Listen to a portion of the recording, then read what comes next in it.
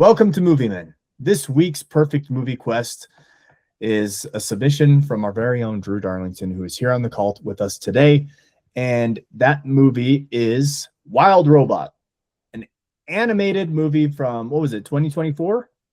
Is that when it came out? 2023, 2024, somewhere around there. 2024.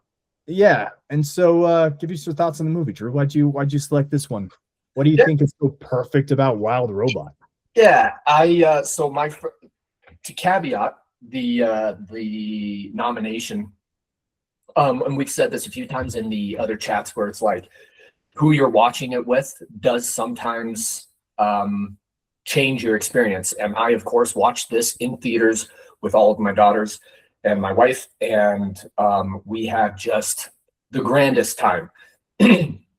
And so after we were done, I obviously sat back and I was trying to think about it. And then on this rewatch, I confirmed it. I was like, yeah, I think it does hold up to the nomination of a perfect movie.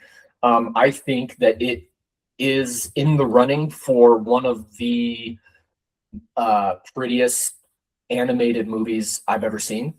I mean, just when it comes to like standard animation, there's obviously some like Into the Spider-Verse that was kind of like a twist on animation. And so, but when you're talking just like normal Disney quality type animated movies, I think this stacks at one of the highest. So that was a really big, just the visuals and how visually fun it was to watch this movie. Was like the first indication of it being a perfect movie for me. And then obviously watching through it watching through it. I have some notes. It had like good, heartfelt, emotional core themes, and like there wasn't any kind of weird messaging in it. It was a solid message impacted. And so all these things stack on top of each other. So we have like a good message, we have the animation, the voice acting and the character development was spot on. Like you were a fan. Like when Bright Bill becomes like an adolescent or a teenager, and he's walking through the grass and he's like, beep boop beep, I find a friend. And it made me laugh out loud multiple times because of that. Just because it's like, yeah, it's so off-putting from what you're expecting in nature, but that's because that's how he was raised for the past few months or whatever it was. And so just like little things like that little nuances like that, I really appreciated. Again, the acting and the voice acting and just kind of the way that they put the storyline together. I have like this weird PTSD about geese movies because of what is it, Fly Away Home? What's the one? Fly Away Home with Anna Paquin and Harry from Dumb and Dumber. What's his name? Come on, Daniel Lloyd. Yeah, Jeff Daniels. There we go, Jeff Daniels. There we go. There you go, Jeff Daniels. And so anyway, so when I found out that it was like a goose movie, I was immediately off, but I was like, oh no, here we go, a snoozer.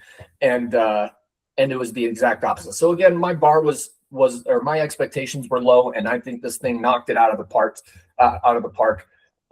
The storytelling and the direction, like the way that they were able to piece it together, but give you a story about Bright Bill, but also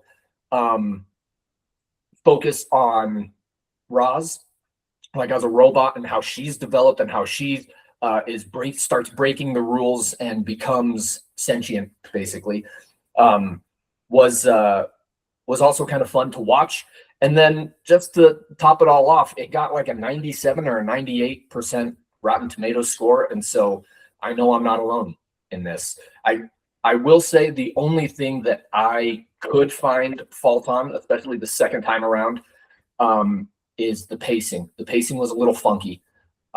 They moved kind of quick, and I can speculate on the reasoning, because geese movies moved slow, and so they really had to push the pace, and so here we are.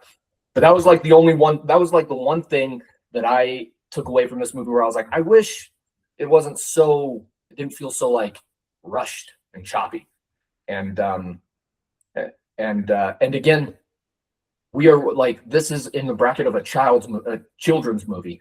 And so I feel like it was almost the second time watching it, it almost felt like a scapegoat to say that, because I'm like, oh, anything that like I didn't like about the movie, I can always just go, but it's a kid movie. Like, what am I expecting? Count of Monte Cristo? I'm not. I'm expecting a kid's movie. But for what it is, the box that it is in, I think that it's a perfect movie. Yeah, I agree with, I think, everything, especially the fly away home. Is there home at the end? Fly away or fly away home? I think it's fly away home. Yeah, I thought the same thing, but I thought about it in a little bit more of a positive light, because I was thinking about how unique the movie is. And I'm like, is there anything like this out there? Is there anything like this? And it was so funny you said that, because literally the movie that popped in my head was Fly Away Home. And I'm like, this is so different though. The only similarity is that they're teaching a goose to fly. That's it. But other than that, I mean, the whole robot component of the movie I thought was a really interesting twist, especially right at the beginning when she learns the language of the animals, where she just has to like sit and observe.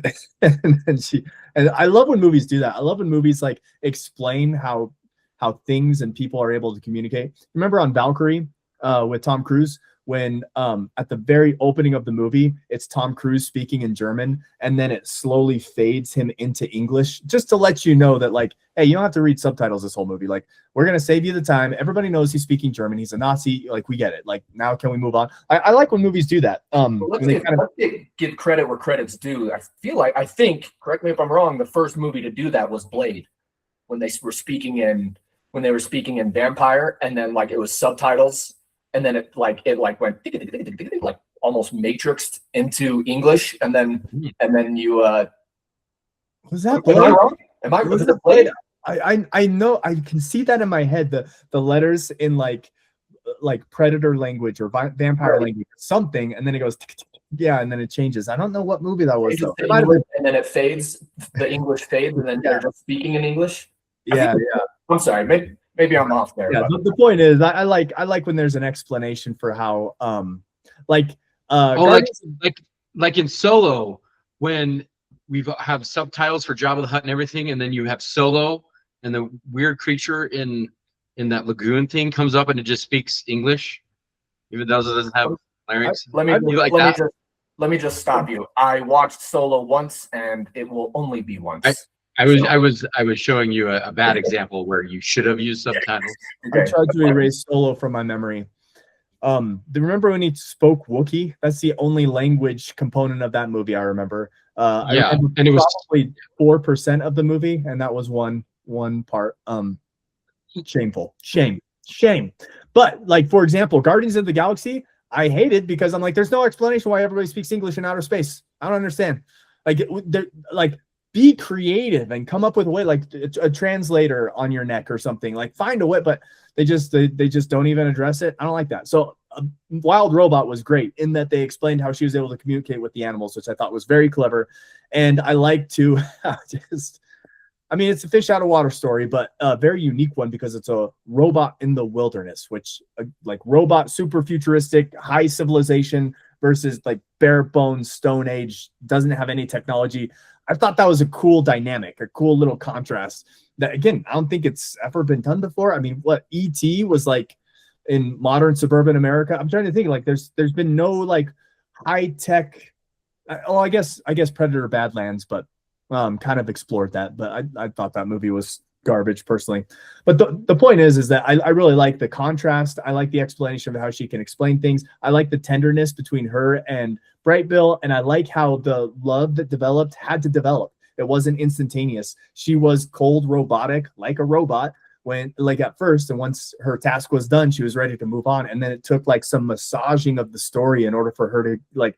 And again, it kind of, in a very childish way, explores the idea of sentience, human emotion in artificial hardware. Like I like that too, where I'm just like, in the back of my mind the whole time when she like is making that emotional connection to him, I'm like, what an interesting concept. Like what are emotions? What is consciousness? You know, these philosophical questions that humans have been grappling with since the beginning of time. I just like that this story kind of bubbled those questions back up in a very creative way. And then one last thing I'll say just on the animation, I agree completely. You know what's funny is I remember in the 1990s, I specifically when I saw Little Mermaid in 1989 in the theaters, and it kicked off, I forget what age, gold, silver, whatever. I forget what age of Disney that was, but I remember through the 90s, whether it was Little Mermaid or Aladdin or Hunchback of Notre Dame or like all the way up to Tarzan, I remember thinking, I'm like, this is like animation has peaked. You watch Sword in the Stone and Robin Hood, and you can see this clear difference where that's like sketchy and kind of sparkly and kind of old and weird. And now we've got like clean, smooth Aladdin, you know, like it's a beautiful, there's no choppiness. It doesn't look like it was sketched with a pencil and filled in with color later. And I remember I was thinking as a kid, I'm like, oh, this is peak animation. It'll never get better. And then CG came in, and then Pixar and DreamWorks and Toy Story, and that was a whole revolution through the early 2000s. And now, and again, I was like, oh, it doesn't get any better than this. Like they're going to keep refining it, but you watch The Last Monsters, Inc., and you see every single hair on Sully's body, and it's just incredible. You watch Tangled, and you see like that hair that they were able to animate, and it's just incredible. And I'm like, oh, it doesn't get any better than this. This is peak animation. It's not going to get any better than this. And then to your point, Drew, Spider-Man Into the Spider-Verse came out, and it blew my mind. I was like, okay, so now we're merging traditional animation like from the 90s with CG from the 2000s with comic book panels from like the 1950s and 60s, and you're blending it all together, and it actually works really well. And that was like mind-blowing to me. I'm like, okay, I'm just going to shut up about animation then, because I have no idea what the future holds. And when I watched Wild Robot in the theater, it was like, just like you said, it was like a little bit of leftover, Into the Spider-Verse kind of animation, but then they like cleaned it up, and they just like, it was the perfect combination of just like clean animation with CG with a little bit of that, like, what would you even call that? Like extra dynamic, it's kind of, I don't know, it's just this perfect blend of animation and computer generated images. Is beautiful. So those are my thoughts. I really enjoyed the movie, and I'll talk about pacing later, but I want to hear Justin's thoughts. Visually, I do like a movie that captures your attention, especially animation. You can make it whatever you want. I love what you had her counterpart, which I think she was white or white blue. But then you see what she's supposed to be, and then like when I can't remember when they're at the city and they all turn red. So you see all these visual. They're using light for visual cues too, to let you know, okay, she's in defense mode. Right. I thought the surrogate mother, like nature versus nurture is like the entire theme of this. And I love how they blended, like it's a combination of both. They really did a good job with that. I loved the possum mom. I think that's my favorite. All those lines, like, pretend you're dead. I've died of syphilis. Oh, I wanted syphilis. Whatever. What the diseases that. That was one thing they didn't hold back on, is like nature happens. Like there were so many deaths in this movie for a kid movie. When she's like, as a mother of 8, 7, like, and they just blow past that. I'm like, thank you for appealing to adults instead of, and then she's like, children. I will let you all die, and I will have another litter tomorrow. Yeah, it was great. It had enough adult humor, like above their pay grade. But when you look at it, you're like, this is an allegory. This is like you can watch this every generation and get something new out of it. Even with your, like, if you're a grandparent, you're going to get something out of this. If you're our age, you're going to get something out of it. If you're a 10-year-old, you're going to get something out of it. Teenager, you're going to get something out of it. And it's going to be a little different as you go. I like the we call it show, don't tell, or like the movie. What do you call it, Bo? Implied intelligence. Implied intelligence. That's what I was looking for. It had that in spades in this one. I thoroughly enjoyed it. We all watched it. I did not get to watch it again because I was in Vegas, but yeah, overall I enjoyed it. And I was thinking, like, why it wouldn't be a perfect movie, and I can't think of anything, but why it is a perfect movie, other than the things you mentioned. It's kind of like in that, like, of course it's a good movie, but why is it great? And I think some of those things that you touched on, like an animation next step, I didn't think of this as an animation movie where you're catching certain, shortcuts that they made. And maybe that's just where animation is, or that's where, like, this almost felt like how Pixar movies used to be a decade ago, and they've kind of lost their magic. But like this has that feel to it, like the classic where they were just banger Pixar movies. Yeah, but like a step up. Yeah. It really felt like whoever made this movie took a lot of time and care with it. It was DreamWorks, right? Wasn't it DreamWorks? Yeah, it's DreamWorks. Yeah, and it felt like they really cared about it, which I always appreciate. And yeah, the appealing to adults and kids. This is a common theme amongst us in these conversations. We talked about it with Hook as well, where it's just, I feel like that's an art that's being lost. But this movie gave me hope that it hasn't been lost completely, because there have been so many kids movies that I go into with just like starry eyes. I'm like, here we go. What was one a couple years ago? It was like Super Friends, or what's the one, the Super Pets movie, the DC Super Pets with Crypto, where the Dwayne Johnson played the voice of Crypto. I was so stoked for that movie, and it was just like, my kids liked it. And I know that that's a failure. When I walk out of it, I'm like, the kids liked it. That to me is like a failed like kids movie, if I just have to shrug my shoulders and say, the kids liked it. But this one, it brought back that magic where I'm just like, yes, like I enjoyed this just as much as my kids did. I remember what you said. It was Fly Away Home that you first thought of. The movie that this reminded me of was The Iron Giant. Oh yeah, but like for a new generation.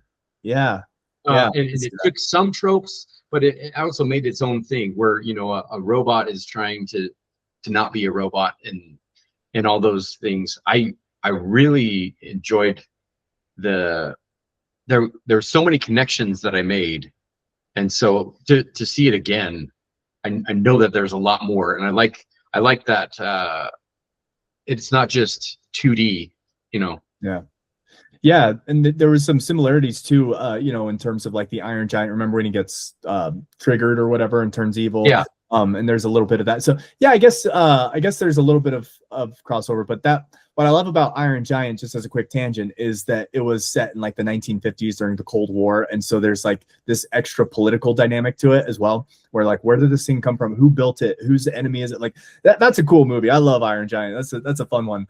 So yeah, a little bit of crossover, but also very distinct and different at the same time. I did want to mention, because Drew said his one question mark as to could it affect its perfection was the pacing. And I remember, I'm pretty sure we all felt it if we saw it in theaters, where the climax of the movie happened about 3/4 of the way through, when and it's my favorite part of the movie. I wish that would have been the end, because it gave me chills in the theater. It gave me chills this last time that I watched it. You guys know what I'm talking about, where she puts Bright Bill on her and she spreads her arms and she runs, and all the geese are flying, and it's just colors and water and flying with me, sunset, and it's beautiful. Yeah, it's just, and the music, like the music crescendos, it is a perfect scene. My word, I wish that scene never ended. I remember in the theater just being like, please don't end. Please just let me like savor this a little bit longer. It was so beautiful. Them doing that hindered the rest of the movie. Yeah, exactly. It was so good. They spent so much time and effort on that scene, because I was the same way. I got chills, and I was like, man, just these autumn colors. It's just got a little teary-eyed. I was so into it. It was so good. And then it just kind of, it comes. I think it comes to the pacing. You just kind of are like, well, how do you top that? It moves to the next act, and you just have to accept it. It's just like, all right, I guess the story's still going. And I can understand, because it is kind of an incomplete story. You would want Bright Bill to come back. That would be the ideal ending after the climax. And I'm sure they just needed to they needed the movie to be longer. They needed it to be a full length movie, and so they had to fill it in. And I didn't even. It's not like the rest that like what came after that was bad. It's just the, like you just said, the standard was set so high, and so now it's like, okay, they got a little adventure inside the facility, and then meanwhile Roz is helping out all the other animals. So it just kind of seemed like after Bright Bill flew off, it felt like the movie was like, okay, what next? What else can we do? Yeah, it's almost like the last part was an epilogue, so you could see his growth, and also that she would have a purpose after he's gone.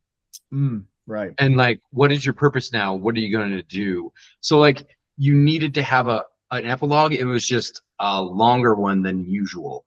Yeah. Because you needed to tie it in a bow. Otherwise, there would be too many loose ends for it to be an ending. They could have cut out the whole gathering all of the animals into the building like scene. They could have cut all of that out because that wasn't the story. We weren't trying to fall in love with the rest of the animals in the wilderness. Like they were all side characters that you liked and that were funny and so if I could change anything, it would be that would be the last scene, and then they would have just cut out most of that third act and then done some kind of transitional phase where Bright Bill comes back and they have a reuniting.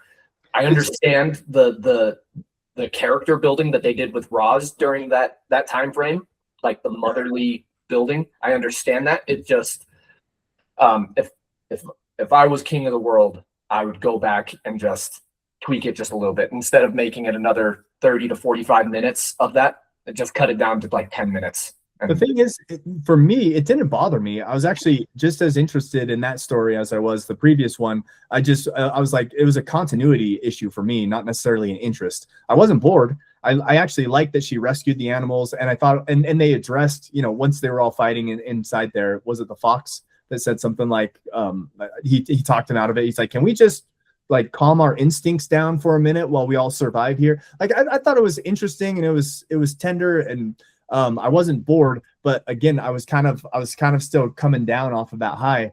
And then we get the reunion that we wanted, and then we get the final reunion at the very end that we also wanted. And so I thought that there was a little bit of filler, and again, it just felt disjointed. It felt like the continuity was off, but again, like I said, I didn't mind it. The animation was still beautiful. The characters were still consistent with their personalities. It was a little side quest while we waited for Bright Bill to return home. So I don't find fault with it sounds like, Drew, you find a little bit more fault with it than I do. I don't think I'm using it as like a fault, like, oh, it should have never been in that, because I agree with you. Like, I understand why they did it, and it did round out the ending of the movie. It's just it was just misplaced almost. Because you're so high and you're just they did so good on the scene before, and then they set your expectations and they just couldn't meet it once. They couldn't meet it again after they did that. And so what do I you think? understand why it's there. I'm happy that it was there. It's just I like what Justin said, where he said it's almost like an epilogue. If you view it like that, then, because I've read some long epilogues in books before, and I'm just like, geez, I thought this book was over, and then there's like pages. Lord of the Rings has one of the longest epilogues where they defeat the ring, and then there's like 100 pages left, and it's not the end of the story, right? And we just didn't get that in film. Whereas this, I don't know. I've only watched it once though, so I'm wondering if the pacing will be different. I'm like, I want to get to this. Oh, okay, now I know that this is coming. Yeah. And so maybe that apprehension of knowing it's coming, and you're like, okay, yeah, this is okay, but I know that there's better. This was great, and this is great, but I have to get through this transition period. For me, there wasn't any. The second time watching it through, this is just a couple days ago. I didn't feel any of that. I was nestled in. I was in for the journey. I didn't start like bouncing my leg or look at my phone or anything like that. Like again, I have no problem with the story other than its lack of continuity. It was still interesting. It still had a plot. You know what else I liked? I liked how she didn't ever heal. Like when the bear scratched, those scratches are on her for the whole movie. And like as she gets moss covered on it, like she's dirty for the rest of the movie. I like that. It kind of reminded me of like one of my favorite parts about the Die Hard movies, especially the first one, but Yeah. the whole franchise does this, is how John McClane just gets dirtier and bloodier and more beat up, and his clothes get right throughout the movie. I just like that. I like how he just gets more beat up as a movie, and then by the final scene, he's like limping, bleeding, spitting blood. You know, like I love that about the Die Hard movies, and I just thought about that a little bit when I was watching Wild Robot this last time. I'm like, I like how Roz doesn't ever clean herself up or doesn't ever heal herself really, you know, other than, you know, the little repairs that she does here and there. But I liked how she was dirty, scratched, mossy. I don't know. I thought it added a lot of character to that robot. I feel like in movies when they don't do that, like when they scene cut and then something's clean, or like guns, when they don't count the bullets, if you don't do it, everybody notices. But when you do it, everybody appreciates it, but doesn't notice it. Like it's like a small right. thing, you know, nobody's going to complain about it, but we all appreciate it when it's brought up. But if you don't do it, that's a complaint for me. I'm like, come on, you know, Yeah. get to the story, make Yeah. it realistic. But that is another really fun thing about that movie, and the animation, just another notch on the belt of the animation. Animation is beautiful. Well, I know Drew, you got to pick up your girls here in a little bit, so let's cast our votes. If you guys anything else you want to say, Justin, before we move to votes? I was just trying to think of animated movies that I think are better than this one.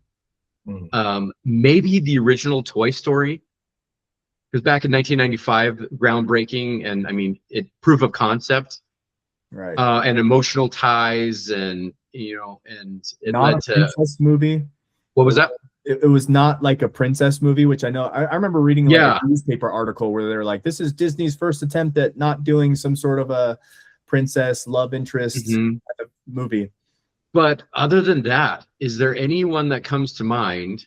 I mean, Monsters Inc.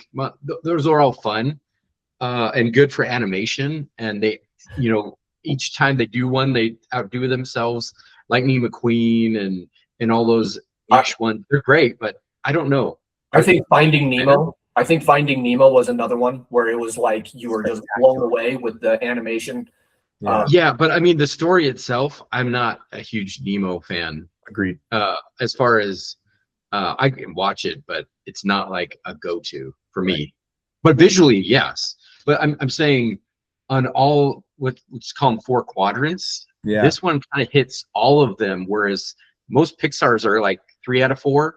Yeah. Of visuals and story and heart and all that. Like this one had all 4, whereas most Pixar's are like 3 out of 4. Yeah. Yeah. It was, like I said, it was refreshing because I'm a pretty avid animated movie goer. Even before I had kids, I would watch them by myself. I love animation. I love cartoons. I love kids movies.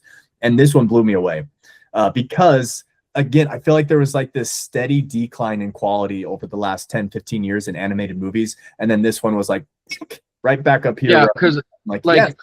Frozen and Moana are just sing-alongs. They're great for a universal audience, but they're going back to like Lion King and Aladdin days where it's more of a musical so that people want to hear the music and go see it again and again and again. It's like a different beast, but the story is always lacking because they're always singing half the time. Yeah. Yeah. You know, like nothing happens because I need to sing this 5-minute piece. Right. Where can I find my soulmate? There's this one like hit a lot of beats that are just lacking in Hollywood today too.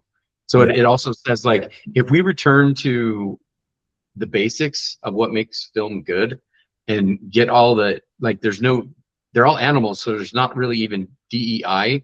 There's male and female animals, and everybody knows what they are, you know. Kids are kids, males are males, females are females. There's no hidden agenda on climate change or AI even.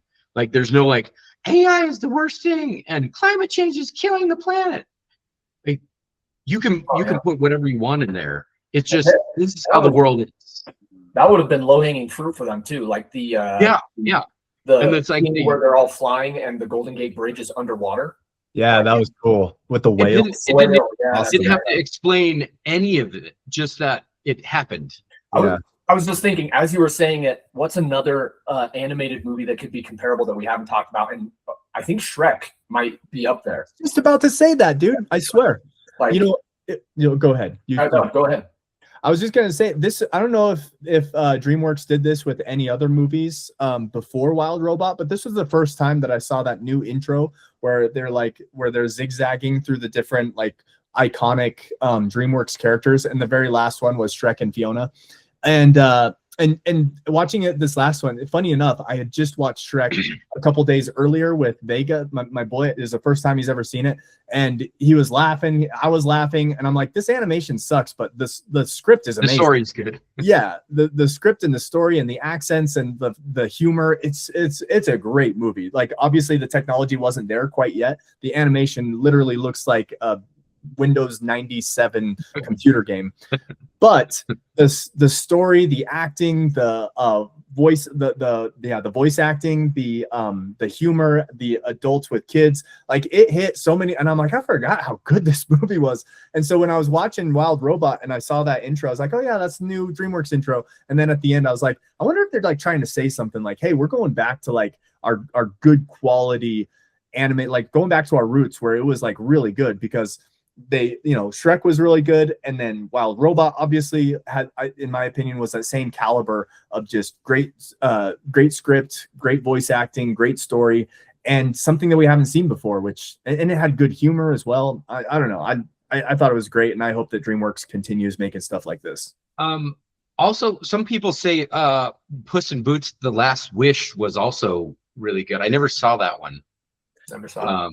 But a lot of people were saying, wow, it blew them away.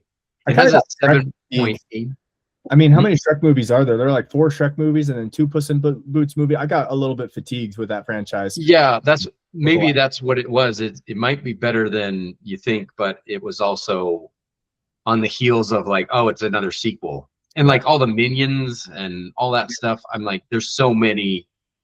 There's only so much slapstick you can take. Well, it kind of turned into a rinse and repeat. Like they weren't stretching themselves anymore. They were just like, we know what people like, and then they were just like recycling the same animation. At least from what I remember, it wasn't like they were doing anything spectacular. They weren't trying hard. They were just grabbing, like it was a cash grab. They essentially did. It felt like they were doing what Disney did to Star Wars and Indiana Jones, where it's just like, oh, this is an IP that everybody loves. Let's make as much money as we possibly can. Just shoot out as much content as we can. And any one of us, if you would have asked us 10 years ago, would have been like, oh yeah, that won't work. But for whatever reason, it took them 10 years. And now I feel like Hollywood is catching up. They're like, yeah, we're not making money on these anymore. We got to be creative. We got to like dig deep. We got to put in some quality effort in order to get the audiences that we're looking for. So I hope they continue with this. I hope that Wild Robot is the new gold standard for animated movies, because I absolutely loved it, which leads us to the votes, because I know you got to go, Drew, but I vote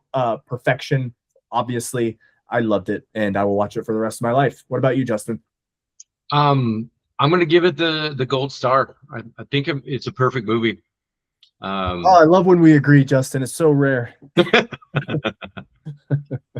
I obviously think that it's a perfect movie as well. I'm excited to hear what the other guys have to say about it.